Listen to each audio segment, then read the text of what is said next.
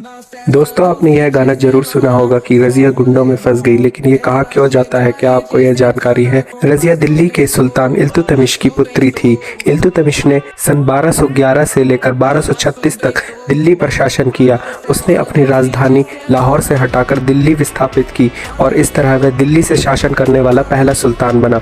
अपनी मृत्यु से पहले उसने अपनी पुत्री रजिया सुल्तान को दिल्ली का अगला सुल्तान घोषित कर दिया था, लेकिन उसकी मृत्यु के बाद तुर्क के अमीरों ने उसको दिल्ली का सुल्तान मानने से मना कर दिया और उसके खिलाफ जंग छेड़ दी और उसको गद्दी पर से हटा दिया। इसीलिए कहा जाता है कि रजिया गुंडों में फंस गई। तुर्क के अमीरों ने शाह-ए-तुर्कान नामक एक महिला के लड़के, जिसका नाम रुकनुद्दीन फिरोज था, उसको दिल्ली की गद्दी पर बिठा दिया। शाह-ए-तुर्कान पहले एक नाचने वाली थी जो किसी तरह इल्तुतमिश के संपर्क में आ गई थी और उसने अपने बेटे को तुर्कों के अमीरों के साथ मिलकर दिल्ली सल्तनत का सुल्तान घोषित कर दिया। इसके बाद इल्तुतमिश के वजीर ने दिल्ली की सल्तनत प्राप्त करने के लिए रुकनुद्दीन फिरोज के खिलाफ जंग छेड़ दी, जिसमें रुकनुद्दीन फिरोज मारा गया।